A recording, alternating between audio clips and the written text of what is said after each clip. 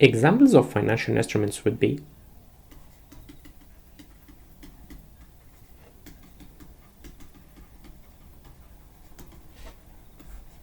we have debt instruments, which means the firm borrows and they need to pay this amount in the future.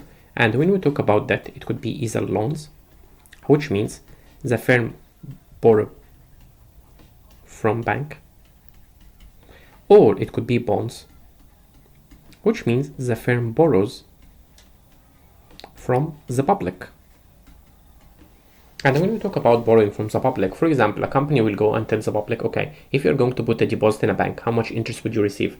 1.5%, 2%? Lend me your money and I will give you 10%.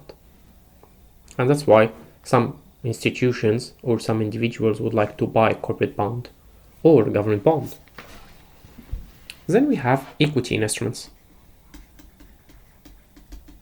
And when we talk about equity instruments, we talk about shares or stocks. And we have two types of shares. We have ordinary shares, which are also called common shares, and we have preference shares, which are also called preferred shares.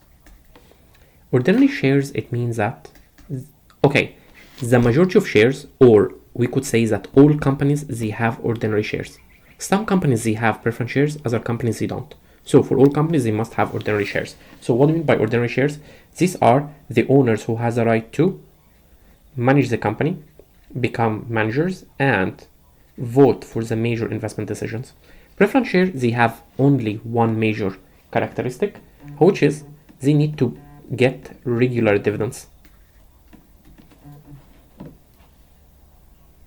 But they don't have any right to manage the company or vote in the company. Then we have another financial instrument, which is Forex. And what do we mean by Forex? Foreign exchange, which means buying and selling currencies, buying and selling American dollars, euros, Swiss franc. Then we have derivatives. And derivatives, it means future contracts, which means if you'd like to buy any product, or it could be something intangible such as a bond or a share or a currency. So instead of buying them right now or selling them right now, you will sign a contract now and sell them in the future. And that's why when we talk about derivatives, we have different types of derivatives. We have forward contracts, we have futures contracts, we have options, and we have swaps.